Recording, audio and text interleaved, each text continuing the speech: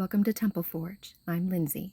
Join me as we continue in the book of Luke, followed by exercise and prayer to build strength in mind, body, and soul with God at the helm. Thanks for joining me.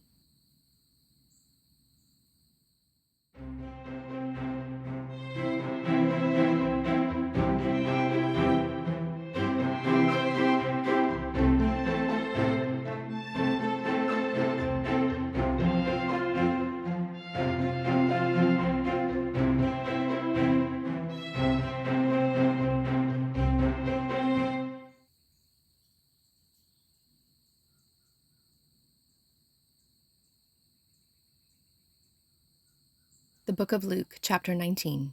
Jesus and Zacchaeus.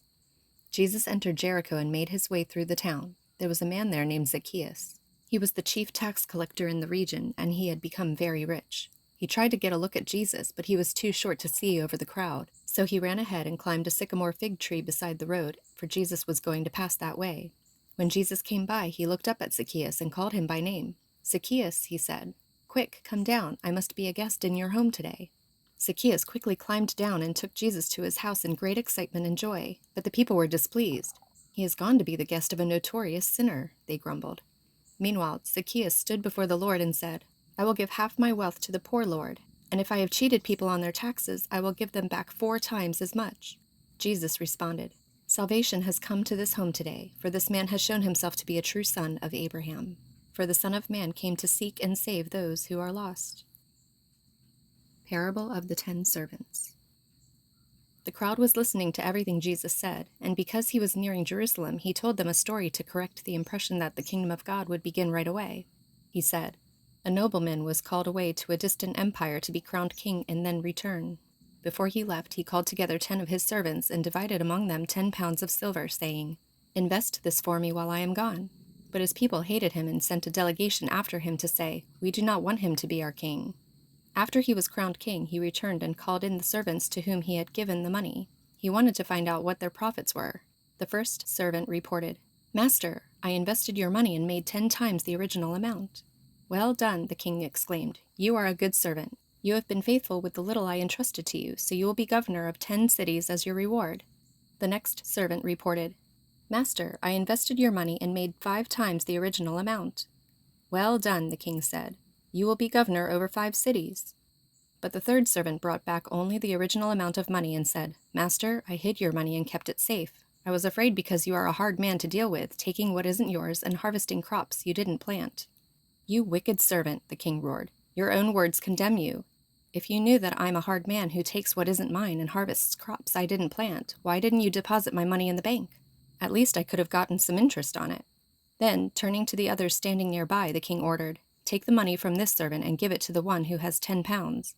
"'But master,' they said, 'he already has 10 pounds. "'Yes,' the king replied, 'and to those who use well what they are given, even more will be given. But from those who do nothing, even what little they have will be taken away. And as for these enemies of mine who didn't want me to be their king, bring them in and execute them right here in front of me.'" Jesus' triumphant entry. After telling this story, Jesus went on toward Jerusalem, walking ahead of his disciples. As he came to the towns of Bethphage and Bethany on the Mount of Olives, he sent 2 disciples ahead. "Go into that village over there," he told them. "As you enter it, you will see a young donkey tied there that no one has ever ridden. Untie it and bring it here. If anyone asks, 'Why are you untying that colt?' just say, 'The Lord needs it.'" So they went and found the colt, just as Jesus had said. And sure enough, as they were untying it, the owners asked them, "Why are you untying that colt?" And the disciples simply replied, "The Lord needs it." So they brought the colt to Jesus and threw their garments over it for him to ride on. As he rode along, the crowd spread out their garments on the road ahead of him. When he reached the place where the road started down the Mount of Olives, all of his followers began to shout and sing as they walked along, praising God for all the wonderful miracles they had seen. "Blessings on the King who comes in the name of the Lord! Peace in heaven and glory in highest heaven!" But some of the Pharisees among the crowd said, "Teacher, rebuke your followers for saying things like that." He replied, "If they kept quiet, the stones along the road would burst into cheers." Jesus weeps over Jerusalem. But as he came closer to Jerusalem and saw the city ahead, he began to weep. "How I wish today that you of all people would understand the way to peace. But now it is too late, and peace is hidden from your eyes. Before long your enemies will build ramparts against your walls and encircle you and close in on you from every side. They will crush you into the ground, and your children with you. Your enemies will not leave a single stone in place because you did not recognize it when God visited you. Jesus clears the temple. Then Jesus entered the temple and began to drive out the people selling animals for sacrifices. He said to them, "The scriptures declare, 'My temple will be a house of prayer,' but you have turned it into a den of thieves." After that, he taught daily in the temple, but the leading priests, the teachers of religious law, and the other leaders of the people began planning how to kill him. But they could think of nothing because all the people hung on every word he said. Chapter 20. The authority of Jesus challenged. One day, as Jesus was teaching the people and preaching the good news in the temple, the leading priests, the teachers of religious law, and the elders came up to him. They demanded, "By what authority are you doing all these things? Who gave you the right?" "Let me ask you a question first," he replied. "Did John's authority to baptize come from heaven, or was it merely human?" They talked it over among themselves. "If we say it was from heaven, he will ask why we didn't believe John. But if we say it was merely human, the people will stone us because they are convinced John was a prophet." So they finally replied that they didn't know. And Jesus responded, "Then I won't tell you by what authority I do these things." Parable of the Evil Farmers. Now Jesus turned to the people again and told them this story. A man planted a vineyard, leased it to tenant farmers, and moved to another country to live for several years. At the time of the grape harvest, he sent one of his servants to collect his share of the crop. But the farmers attacked the servant, beat him up, and sent him back empty-handed. So the owner sent another servant, but they also insulted him, beat him up, and sent him away empty-handed. A third man was sent, and they wounded him and chased him away. "What will I do?" the owner asked himself. "I know, I'll send my cherished son. Surely they will respect him." But when the tenant farmers saw his son, they said to each other, "Here comes the heir to this estate. Let's kill him and get the estate for ourselves." So they dragged him out of the vineyard and murdered him. "What do you suppose the owner of the vineyard will do to them?" Jesus asked. "I'll tell you. He will come and kill those farmers and lease the vineyard to others." "How terrible that such a thing should ever happen," his listeners protested. Jesus looked at them and said, "Then what does this scripture mean? The stone that the builders rejected has now become the cornerstone. Everyone who stumbles over that stone will be broken to pieces, and it will crush anyone it falls on." The teachers of religious law and the leading priests wanted to arrest Jesus immediately because they realized he was telling the story against them. They were the wicked farmers, but they were afraid of the people's reaction. Taxes for Caesar. Watching for their opportunity, the leaders sent spies pretending to be honest men. They tried to get Jesus to say something that could be reported to the Roman governor so he would arrest Jesus. "Teacher," they said, "we know that you speak and teach what is right and are not influenced by what others think. You teach the way of God truthfully. Now tell us, is it right for us to pay taxes to Caesar or not?" He saw through their trickery and said, "Show me a Roman coin. Whose picture and title are stamped on it?" "Caesar's," they replied. "Well then," he said, "give to Caesar what belongs to Caesar, and give to God what belongs to God." So they failed to trap him by what he said in front of the people. Instead, they were amazed by his answer, and they became silent. Discussion about resurrection. Then Jesus was approached by some Sadducees, religious leaders who say there is no resurrection from the dead. They posed this question: "Teacher, Moses gave us a law that if a man dies, leaving a wife but no children, his brother should marry the widow and have a child who will carry on the brother's name. Well, suppose there were 7 brothers. The oldest one married and then died without children. So the second brother married the widow, but he also died. Then the third brother married her. This continued with all 7 of them, who died without children. Finally, the woman also died. So tell us, whose wife will she be in the resurrection? For all 7 were married to her." Jesus replied, "Marriage is for people here on earth, but in the age to come, those worthy of being raised from the dead will neither marry nor be given in marriage, and they will never die again. In this respect, they will be like angels. They are children of God and children of the resurrection. But now, as to whether the dead will be raised, even Moses proved this when he wrote about the burning bush. Long after Abraham, Isaac, and Jacob had died, he referred to the Lord as the God of Abraham, the God of Isaac, and the God of Jacob. So he is the God of the living, not the dead, for they are all alive to him."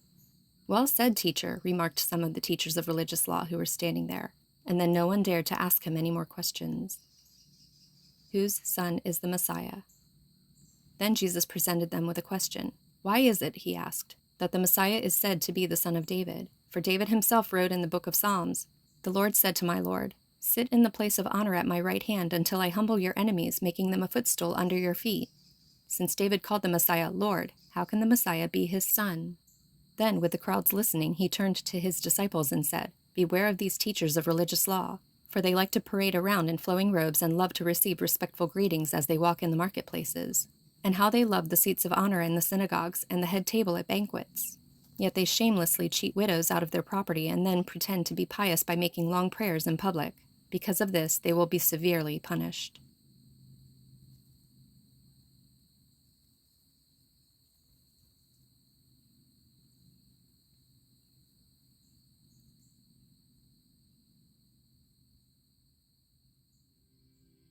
Let's begin with some deep breaths.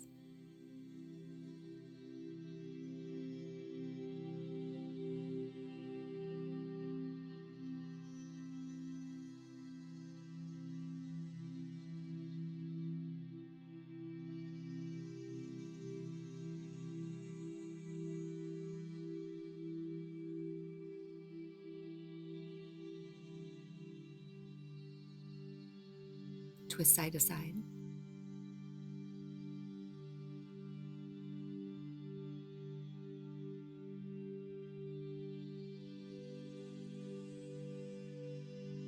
Toe touches.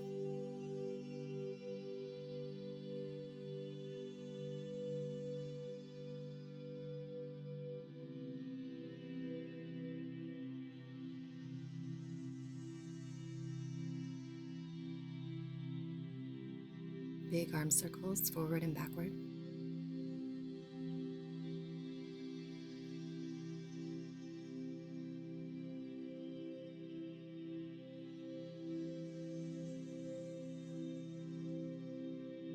The squats.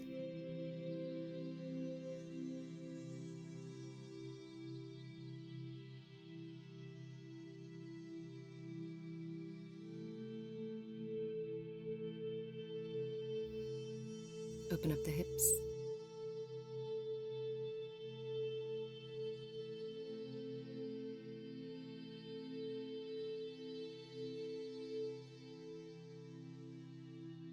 Lunges.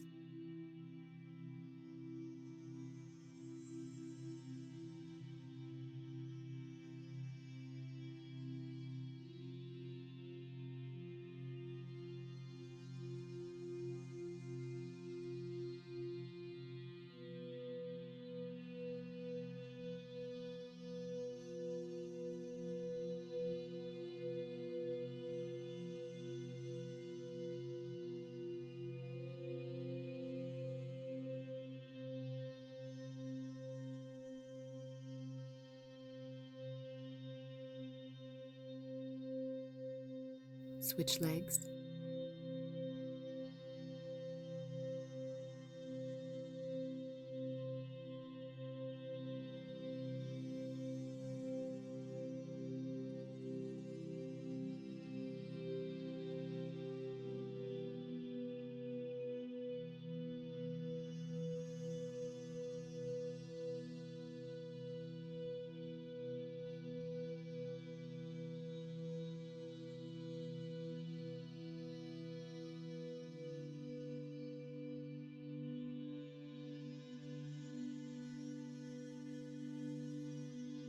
Stand up, put your hands behind you, kick your heels to your hands.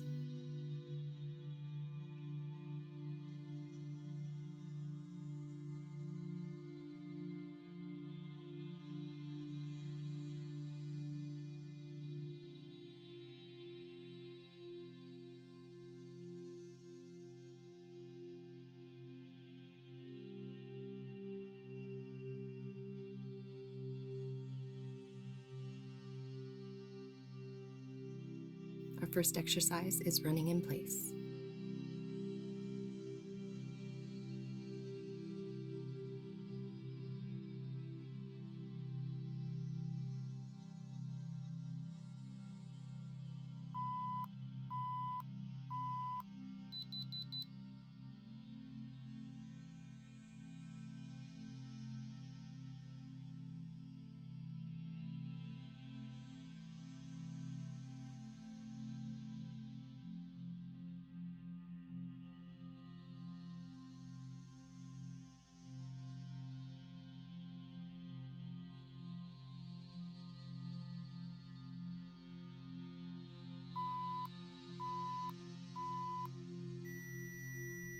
Now we're going to get down on the ground and do push-ups on our knees.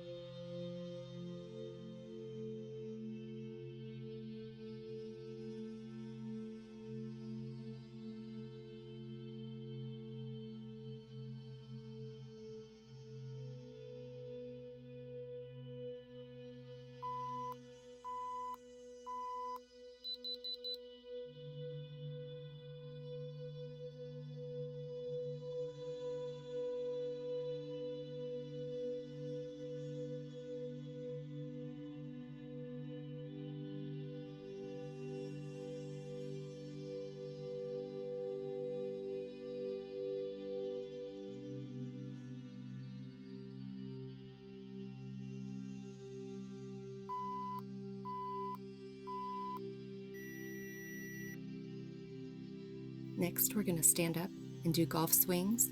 Pretend you have a golf club in your hands and swing the club back and forth.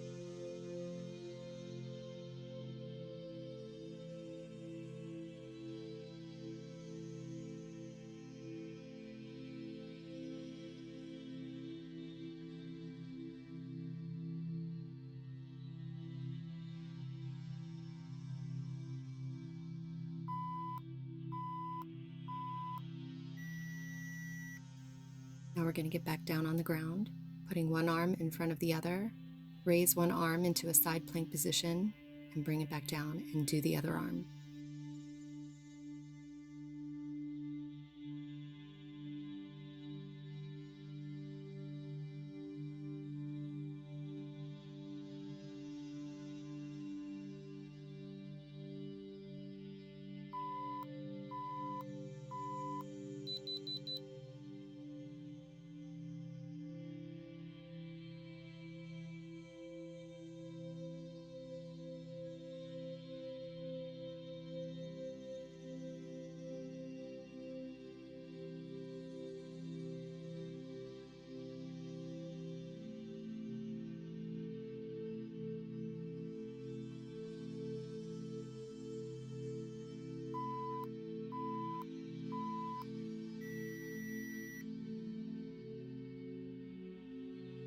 Now we're going to do reverse lunges.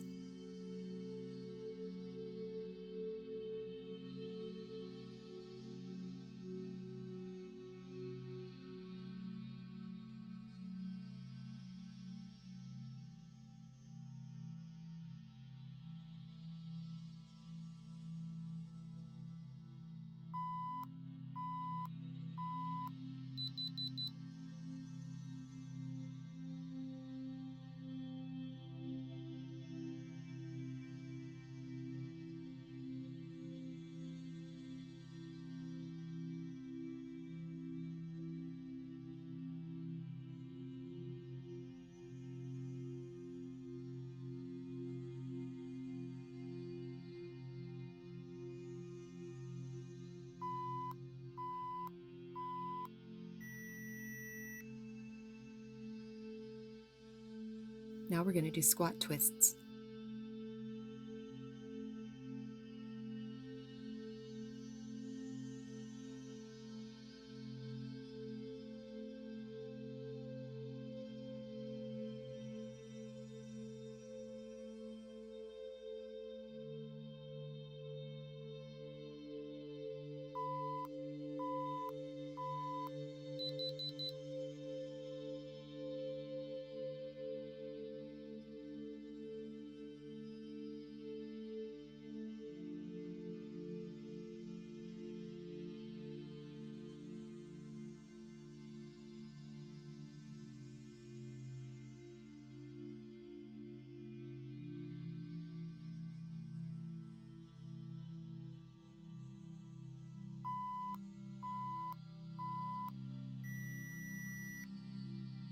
Now remain standing. We're going to do punches with both hands.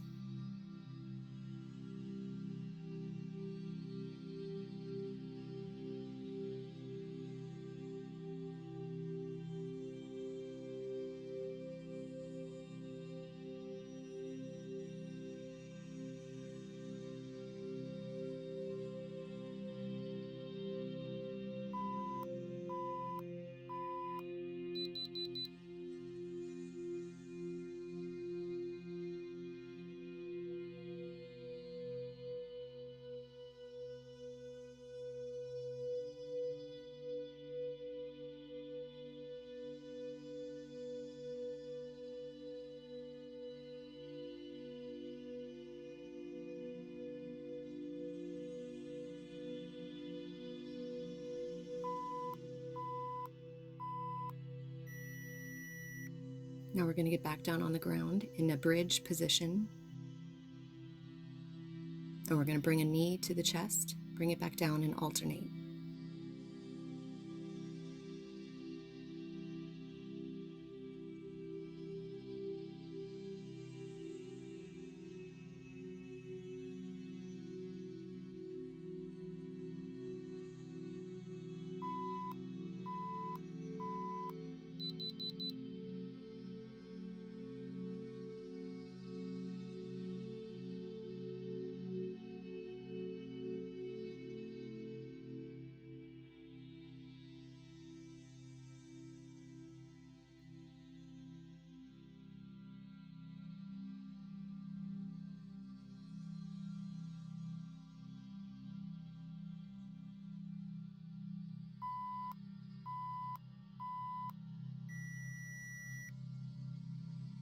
Now we're going to get on our backs, put our hands on our head, and touch elbow to opposite knee and alternate.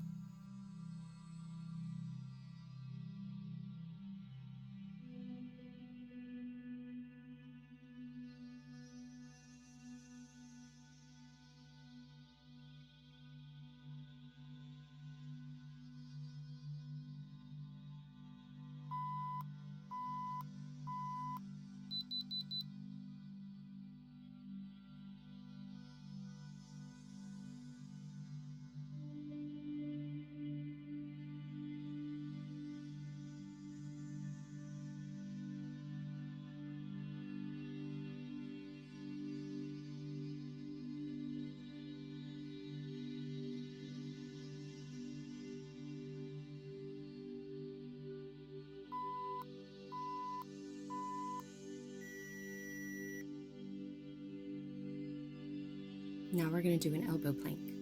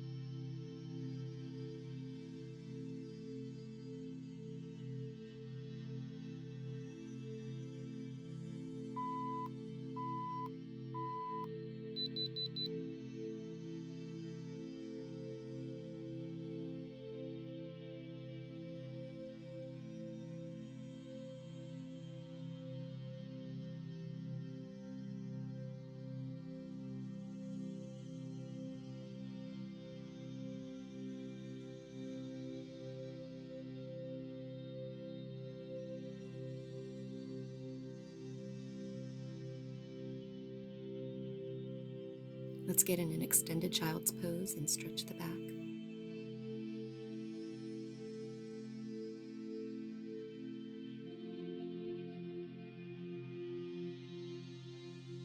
Now lay down on your back and bring your right knee up to your chest and hold.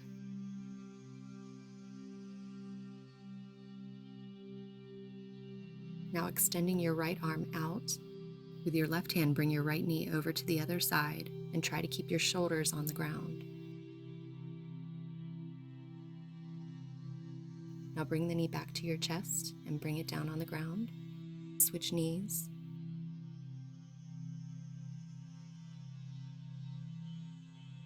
Extend your left arm out, and with your right hand, bring your left knee over to the side and try to keep your shoulders on the ground again.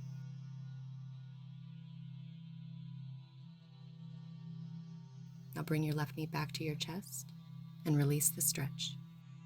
Sit up and bring a knee up to your chest and hug it with your arms.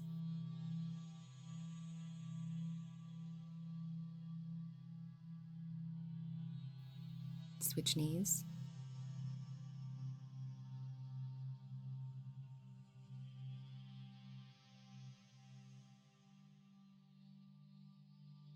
Sit with your feet crossed. Put an elbow on the ground. Reach your other arm over and stretch your side. Keep your stomachs in. Now the other side.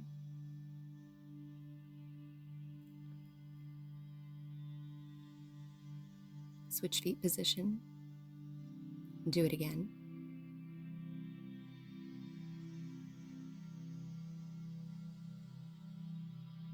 And now the other side.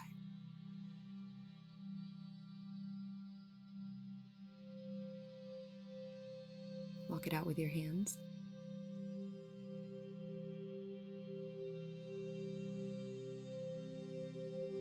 Walk it back. Switch feet. Walk it out again.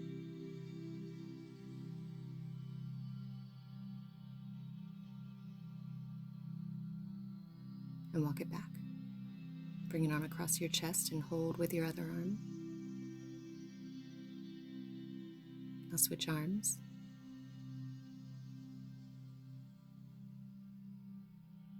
Bring an arm over your head and pull to the middle with your other hand. And switch sides.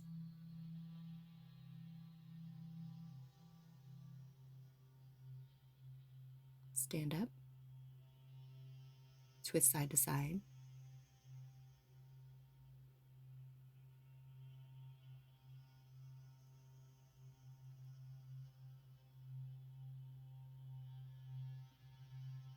Big arm circles, forward and backward.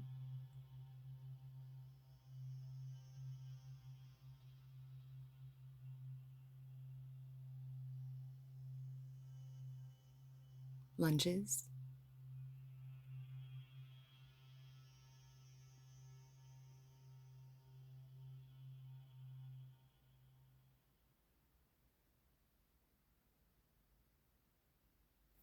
Switch legs.